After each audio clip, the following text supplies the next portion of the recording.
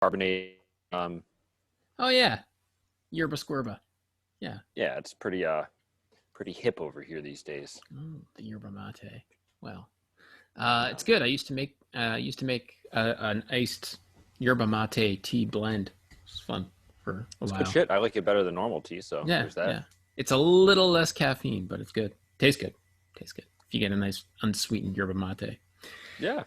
Nick DiSalvo of Delving and some little band called Elder. It's very nice to talk to you this morning. Thank you for taking the time. Nice to see you, man. This afternoon, I guess. Yeah, it's nice to see you too. So the Delving record came out last week, 2 weeks ago? Yeah, it came out on Friday. Last the week. 11th, a couple days ago, yeah. The last week. Congratulations on that. Your first Delving record. How much do you think of Delving as a solo project? I don't know. I think my main problem with that term is just that it sounds somehow like egotistical to me, or I've always like traditionally had a problem with the solo projects that came from band members of bands that I liked. Really? So, there's no solo project you're into? Oh, there probably is. Maybe I'm talking too much out of my ass, but it's mostly a problem with like I didn't want this thing to be about like, that's one of the main reasons I tried to use a name and not just use my own name, like the Nick DiSalvo solo experience. You know, I don't like that. But I mean, it's definitely important. This is like a thing that I have complete creative control over. And I wanted something where I'm specifically doing all the instruments just because I have fun doing that. So, I mean, yeah, for all intents and purposes, at least the albums I intend to keep as like a solo thing. But as far as any live shows are concerned, obviously that's stuff that band members will need to be involved in. So yeah, you know, solo, it's kind of like, you know, Gustav from Dunyan he kind of does all this shit on his records, but he's got a band that performs live as far as I understood it.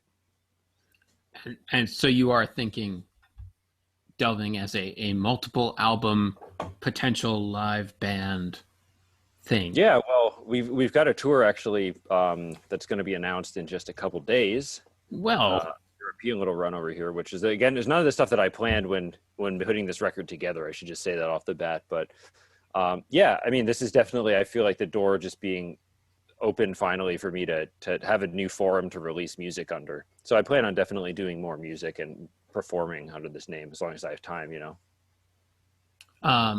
Set the recording circumstances for me, because you know you said, you know, it's an album you wanted to make for a long time. 2020, obviously the world shits the bed, and there's time, right? How much of this material was kind of backlogged? How much of it was kind of fleshed out as you went? What was it like, sort of realizing you had the time and then using the time? Well, yeah, I mean, I'm always making music, and my primary way that I've been like writing music over the past year since I moved to Germany, and at that point, you know, left my bandmates behind in the States. Over the years now, as you know, like 3/4 of the Elder guys live in Germany and only one of us lives in the States. But anyhow, I started working more and more with like my computer, recording ideas and sending them back and forth because we weren't able to have band practices. And that kind of just changed the way I work on music in general. And so in my daily process of like getting up, sitting at my computer and making some music, trying to record ideas, I would often come up with little, you know, sketches that I would think are cool, but they just didn't work for Elder. You know, I might've been inspired to make some music, but it didn't feel like it was going to be an Elder thing. And I thought, that's cool. You know, there's no reason to twist this. I'll just leave it as it is. And, you know, one day I'm going to make something out of this idea. I promise myself. And over the years, I just kind of did that more and more. And as my musical interests got like a little more diverse, there were a couple ideas that I thought were really cool and I'd like to explore, but it was clear they wouldn't work for Elder to me. And so that was kind of the foundation of this just floating around idea. Oh, one day I'm going to make like my own record, you know, or some other band or something with this idea. And then, yeah, the pandemic just kind of gave me the time where I wasn't on tour, and I personally felt like I really needed a goal, a project, especially in the winter, to keep me motivated. And I also didn't want to, I think a lot of people, myself included, felt some kind of like creeping anxiety in this whole thing about just like, I'm a pretty active person. And I felt a year slipping away from me, also like a year now I'm not like a young kid anymore. Now I'm getting into my 30s, and like I feel like every year really counts if I want to do something. And I didn't want to come out of this feeling like I hadn't, I just sat on the couch and watched fucking movies the whole time. I wanted to have some expression of that. I guess the other answer is that probably 2 or 3 of the songs roughly existed in some form as some fractions, and the rest was written within like a month or 2 time. So it was a pretty short deadline to just, get this thing done. But I was also like weirdly inspired by that deadline at that time. Sometimes that works for you, sometimes it works against you. Yeah, kind of able to channel that restlessness a little bit into something, right? I mean, yeah, sometimes that is best to need to nail it. Although I guess, you say a deadline. What was the deadline? Well, I have this, the studio I recorded with, it's a buddy of mine, our 2 friends who run this place, Big Snuff in Berlin. Yep. Richard Behrens. There was no, yeah, exactly. And there was no like, okay, you're right, deadline's a little bit silly, but I just set a time frame. I wrote them, I was like, hey, do you have studio time available in, whatever, this period of time?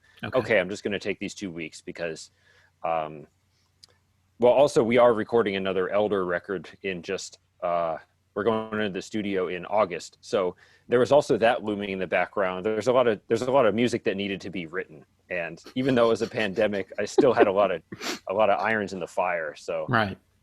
Yeah, there's like, this feeling, there's like not enough hours in the day ever. No, I've never experienced that. Yeah. That's completely foreign to me. Yeah, sure. Okay. How these songs came together compared to how Gold and Silver came together? The Gold and Silver stuff was really just me and Mike jamming together. Like we'd meet up a couple times, and that was really a short-lived thing. We tried to revive it, but it didn't really happen. But yeah, that was very organic, like 2 people sitting down with 2 like guitars and just kind of working through materials, or one of us would get on the drum set and we jam out a riff. But the way this happened was like very, just me alone, sitting working on my projects by myself. It was a very antisocial thing. Whereas that was very much like a jammy project inspired by just, the organic exchange of ideas. So the name, right? Delving. At what point did you decide that was what you were going to call it? I think probably around the same time good question. I think I had headed into the studio already by that time. All the songs were written, and I've been kind of trying to figure out what to name this project. And I somehow stumbled on, or just thought of this word, which had a cool, like, I'm really into like, I don't know, language and the way words sound. And there's something about this word, also this kind of like, it has elements of like elder, both in letters and in like this like delving, elder. They share a kind of like syllabants, I'm not sure if that's the right term. And there's also this idea of like, turning inside, delving into your own like thoughts, into your own creative process. It felt like it was just a time where we were under a pretty like restrictive lockdown here, and the only thing to do if you wanted to like look for something interesting was to kind of turn inside and do something with your own thoughts and your own feelings. And yeah, this project just felt for me kind of like like delving into that world of myself that maybe I hadn't explored.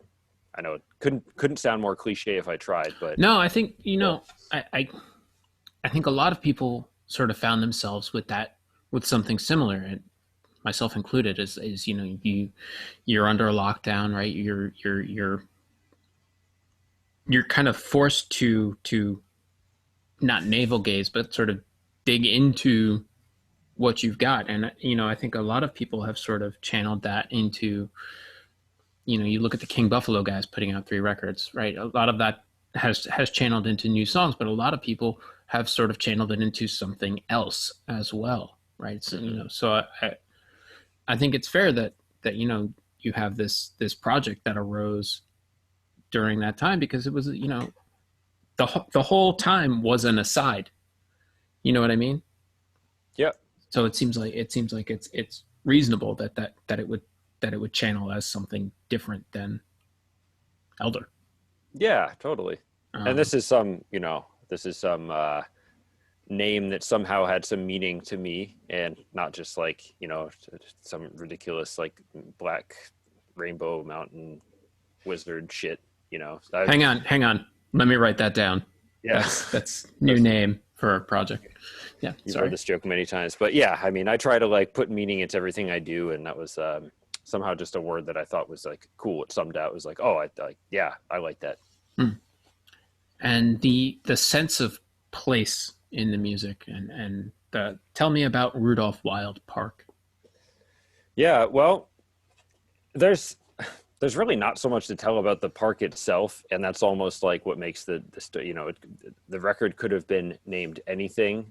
I guess for anyone who's like listening to this and doesn't know what we're talking about, the name of the record is Hirschbrunnen, which translates to like stag fountain, and it's the name of this like statue of a golden stag on top of a column at a fountain in this park that's like kind of nearby my where I'm living these days. And yeah, part of my process of making music, and I do this with Elder as much as I do it with the delving stuff, is that I'm always recording my ideas, and then when I think I've like hit on something good, I'll put them all on like my cell phone, and I'll go and like just take a walk to just like familiar haunts, get some like imagery going in my mind, or take a bike ride or something, and just see how the music feels in a different setting. Because for me, it's like weird to just sit at a computer and make music. It's the same thing as if you like sit in a studio and you make all this stuff, and then you go out and you listen to it in a different setting. It can sound completely different. And so it was kind of like a ritual when I was making this record. There was nothing else to do. I didn't, wasn't really going anywhere other than just my neighborhood, or like ride my bike to the practice space. So as I was writing this music, I'd take the demos, I'd bounce them down, go for a walk, and I'd always walk around this park. And I think just like the act of doing that ritual kind of made this music. It did that thing where like you come to associate music with a certain like smell or person or like experience in your life. You've got that song that like reminds you of something in particular. And yeah, these songs just started to have like that loose association with this place for me. And I know I'll always think back to this period in my life when this became my world, just this kind of waking up, doing some music, walking around, like avoiding people, this totally bizarre alternate reality. And Yes. So it's kind of like, not like a tribute to that, but it's just that it just felt natural that was what it was going to be called for me. And right, you kind of get to know the familiar spaces all over again, right? Like, Yeah. yeah, like I grew up in this neighborhood, and like, yeah, absolutely, I feel like I know it better Oh, after walking the same loop of it for the last year than I ever did before. Yeah, it's insane. yeah, it's cool. I mean, maybe it like strengthens that feeling of, well, if in a positive sense, it could strengthen that feeling of like home, or like, oh, this is where I am, especially just because I haven't been allowed to leave this square mile for the Right, past because you have no choice. Yes. Yeah, exactly. um, at the same time, physical restraint, creative freedom, right? Like, tell me, what about these songs, and what about the old material? What about the new material? What about it isn't Elder for you? Hmm. Well, I think like Because Elder's pretty open at this point. I got to be honest with you, man. I mean, it is, yeah, of course. I know. I also think like, believe me, I feel that same way. And I think I sent like these recordings to Adrian Dexter, our like longtime Elder artist and like good bud, because I always bounce my ideas off of him. And I'm like, oh, I'm going to make this record. What do you think? And he's like, it's cool, but like, why isn't this just the next Elder record? And I was like, I don't know. Like, I think I've gotten kind of, we're kind of caught up in this. I don't want Elder to stray too far, or like, I still have some image for like what I want Elder to do in the next step of our evolution. And I think this just wasn't it. I think I had this real like urge to make some music that was lighter, that didn't really, there's like, one heavy riff on this record, if you can even really call it that. And I was just kind of sick of that like riffing stuff, which I think is part of Elder, for better or for worse. And sometimes I'm not making a whole lot of sense here. No, As much no. as we're, like Elder is like our own thing, but we're also a band with like fans and expectations. And I don't want to like completely abandon the identity we've built. I want to somehow flesh that out in a different direction. And this for me, like, I didn't even think these songs were, I don't know. I think I stressed way less about these songs than I do the Elder stuff, because this was just like, I didn't write Stickman and say, hey, I'm making this record. We're going to put it out on X day. I was just like, oh, hey, I'm going to take a week off and like make some music. Cause I wanted to do it. It wasn't even clear that this was going to be like a released anything. Mm-hmm. And it was just, I think, important for me to create these songs in that way of having no pressure. And I don't know, for me, they just didn't sound Elder. They didn't have this, I don't know, this progression. It just, yeah, I don't know. It's funny that other people, I think, sense that it could have been Elder material. For me, it just sounds different somehow. I think, I mean, there are definitely stretches of it where I hear in tone and sort of in what you're playing, that commonality. I don't think it sounds like what Elder has done before. Yeah. Um, There's also more of an emphasis on like, the way I wrote these songs, a lot of it was using like, I don't know, keyboards, synthesizers, repetitive elements. Guitar is there, but it's not always like the main focal point. mm-hmm. And Elder is kind of like, it's a guitar band. I write the music on guitar. That's my primary instrument. And that just ends up different to me. But a lot of this stuff was just kind of like sit down with a synthesizer, like start a sequence, start tweaking, and come up with an idea that way. Or, like sit down, play some, like figure out some chords. And there was a lot of layering and stuff with like different sounds that I think we wouldn't necessarily even go into with Elder, because we're not a band of, drummer, bassist, and 4 keyboard players. We're like a rock band. We don't even have we don't even have a full-time synth player. So Yet. it would be really hard to reproduce this kind of a record with that lineup. Mm. And talk about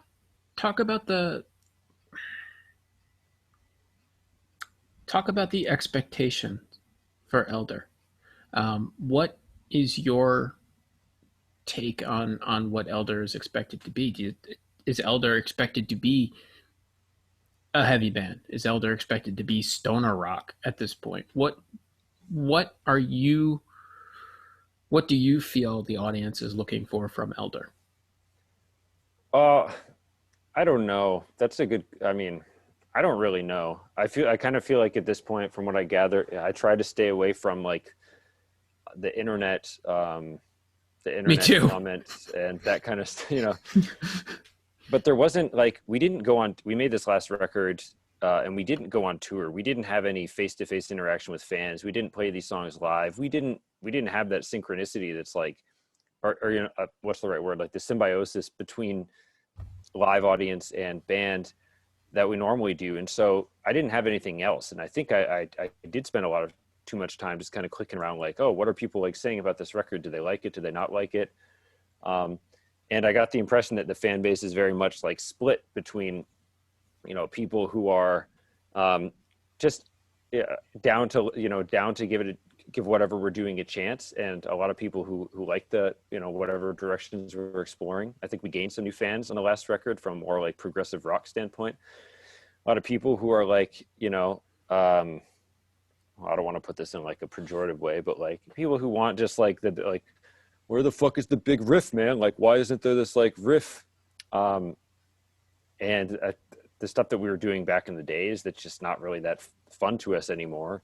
So I think that, yeah, the expectation was that like, based on the trajectory of the past records, that we're going to be this band that's always doing like more complicated, more like heavy rock music. I don't know, man. Your guess is as good as mine.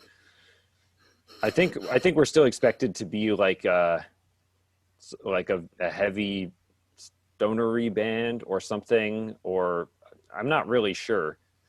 But in any case, the expectation is there that like it has to be impressive in some way. And I think I also want our music to be 100% thought out. There's no weak points. Everything has a purpose, and there's no fat on it. Like, that's just important to me. But how that ends up being interpreted by every listener is ultimately different. So I don't know. I really do think that's one of the bad things, the worst things about this pandemic for me, which is saying a lot about how fortunate I am, is that I got really in my head about my own like creative exploits, just because we didn't have anything to do except for we put out a record and then just watched as like the YouTube wormhole devoured it somehow. And right. That was pretty shitty. It was like not a good feeling time to be a musician, really. No, and a musician with a good record. I agree. So I don't know if sometimes I'm not good at articulating this kind of stuff. I don't really know, but you feel a pressure in any case if you put out a number of records. And sure. I mean, especially Elder is big enough to the point where people respond to it no matter what you do, right? I mean, a smaller band, it's like a smaller band puts out a record, people, the response is less, right? Positive or negative, it's less of a response. Sure. Anything Elder does at this point is going to get a response.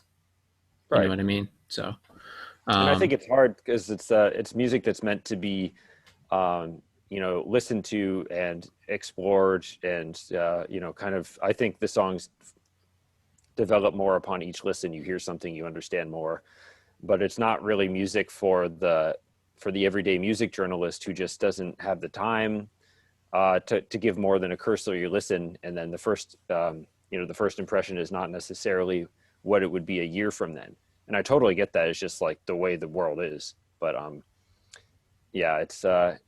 it's really not music for like the streaming era. It's music for like the physical era where you just listen to the whole damn thing at once. Mm-hmm. Yes.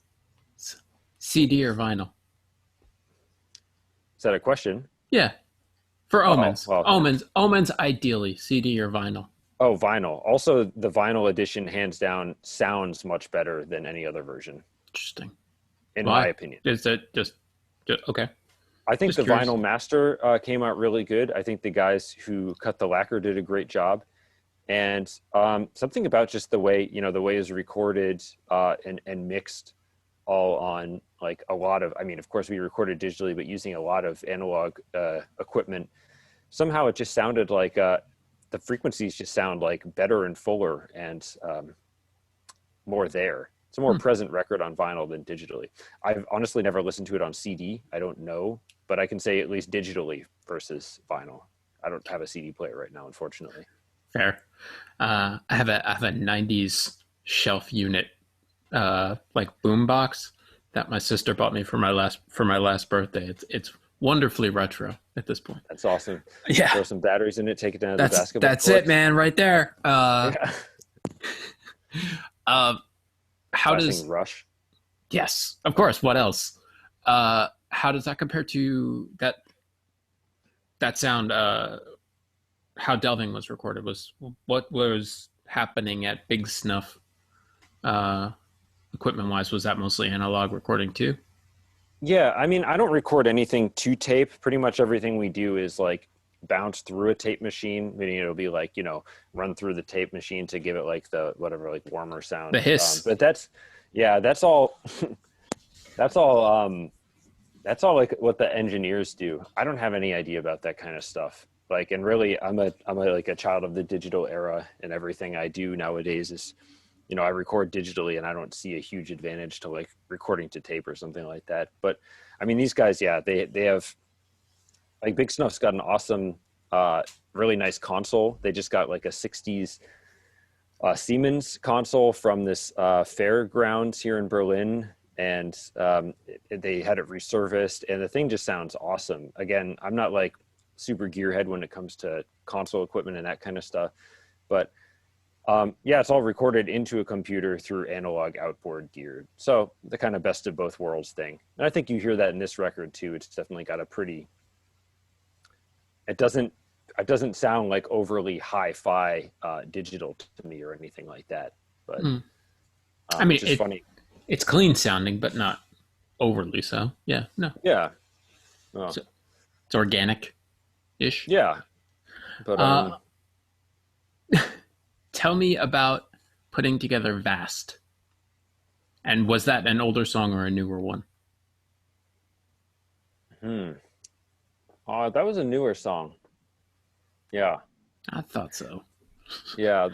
That was a new thing. I think the only tracks like really probably the stuff that was older material was a total of like, 5 minutes or 10 minutes on the record. It wasn't a whole Okay. lot of stuff. It was just kind of the skeletons of an idea that were built out. But that track started, I think, with just this synthesizer line at the beginning. I was playing around with some chords, trying to, a lot of the inspiration these days comes from just playing with gear. I got this interesting pedal that you can set to like harmonize one single tone with 3 different voices. So out of like a single monophonic synthesizer, you can make like chords, and it'll follow you depending on the chord and like the mode and the scale that you put in. So playing around with that gave me the synth line. And I think, one thing that's very different in Delving than Elder is like this kind of krautrock vibe that's very apparent through like a lot of times these bass lines, just doing some rhythmic element, kind of very motoric, just some kind of almost more percussive than actually like holding down a traditional bass line. And I listen to a lot of, I've actually been listening to like a lot of electronic music over the past years. Mm-hmm. And I think this song kind of started as one of these like, it kind of sounds like got this weird like electric guitar, electronic music, and then there's like this country twangy guitar. Dude, I don't know. This is what I mean. Like when I just started recording this stuff by myself, because there's no like holds bars, not thinking about like, oh, but is this like heavy enough for an Elder thing? It's like, oh, here's this like thing. We're going to put like this twangy country lick on it. And then, then we're going to make this like kind of like alternative rock breakdown. And like, just, it doesn't make any sense on paper, but it's the kind of stuff that you just don't think about when you're just kind of making a song by yourself for yourself. But that's awesome. I mean, okay, how do you, if Delving is going to keep going, how do you maintain that? I think that's easy for me. Because are you bored of writing heavy riffs? No, I think of this thing as like more of like the side quest, because I really I do like playing heavy music, and it's in a weird way, this Elder record that we're going to record in just like a month and a half, it became a lot more heavy because I think I did this side quest of like getting this out of my system, or like, feeling like, that was cool, but like, I can't wait to go back and like play this super like heavy thing that we just created. Okay. It's almost like they're different expressive vehicles for different emotions and stuff like that. And I definitely want to do more Delving stuff that continues exploring like my interest in electronic instruments, and interest in like this more like, I don't want to say dance because I've never danced in my life, but these kind of like, more dancey sounding rhythms and stuff beats. That you just kind of put it on beats. Yeah. You like, can groove along to in that way. And it's just, it's fun in a different way. It's, yeah.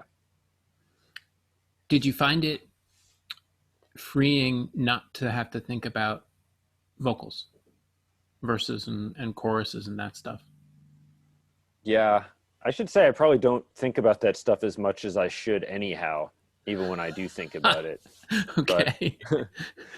But yeah, totally. It was nice. And also, don't have to worry about giving vocals space, or I still think a lot more in instrumentation than I do in vocals or lyrics. Mm-hmm. And it's nice to have all that space to just, let the music do the talking entirely. Yeah, I mean, and I didn't really feel, I played around with the idea of having a guest vocalist or, a few guest singers, but at the end of the day, it felt weird to try and ask anyone else to bring in their voice to something that was so personal. And Anyhow, this, thematically, it's not like this record really has a big theme. It's kind of just like this was the soundtrack to this little time in my life, and I wasn't walking around like singing in my head or anything like that. So it seemed okay the way it was. I think that is the theme, right? Yeah. I think that's the theme. Is like you were walking around, and that was what was in your head. Yeah. Yeah. Walking through the park, man. Come on. Yeah. Don't undersell it. We're trying to push records here. It's hard to write 7 songs about walking in the park, Yeah. Two maybe. I guess you're probably right. That's why people write about space. It's very vague and easy. Yeah. Okay, so Elder's going in the studio in August. That's nice. And you're always writing more delving. That's nice too. Thanks. It is. It's nice. It's nice to be creative. What is, obviously, there's going to be a point at which, if Delving can play live and Elder's touring, I would assume Elder takes priority when it can. What is your thinking of how the two bands play out alongside each other over the next few years? Oh, I mean, given that we don't know what the next few years are going to be, right? Yeah, believe me, my ambitions for this is that like a touring project are not great. Our booking agent here suggested putting together a small tour because it looked like Elder stuff wasn't going to happen, just logistically, and getting that's kind of a more complicated thing with the getting everyone together and whatnot. And the production is just more expensive. So since no one really knows how touring is going to look in the fall, he's like, well, I can put together a small tour for like your new project, and could be that it's 100 people sitting in a club with masks like 6 feet away from each other, but if you want to do that. And I was just kind of like, oh yeah, I'll jump at the opportunity to do anything. That sounds great. And yeah, as luck would have it, the Elder stuff that we were planning for the fall did get canceled just because promoters aren't really able to promise that clubs are going to be able to be packed to like 500 people in a room, 1,000 people in a room, no one knows. So, yeah, but under normal circumstances, this is not like, it's not going to conflict. And generally we're on tour with Elder so much that like, I really don't see putting another heavily touring project into my life. It's just not, it wouldn't probably be doable for me, like mentally. Yeah. Would be a lot. Yeah. Yeah. But we'll see. We'll just see. Yeah.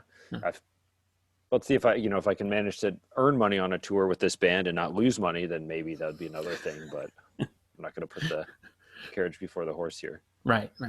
And how, I mean, a krautrock-ish multi-genre solo side quest is something that could be pretty prolific if you do sit down and sort of play every day, right? How much are you thinking of doing delving, or is it maybe important to not force it? I'm kind of like, I'm obsessive also in the way that like, it's not really good for me to have too many projects going at the same time. So I'm not gonna think about this until I have the headspace for it again. We're gonna do this next Elder record, which is kind of consuming all the brain power at the moment. Then when that's over, I'm gonna take a vacation, and then I'm gonna start the next Delving record. Okay. So, and I've also got like another collaboration I'm gonna start on with another person over here. Well, who?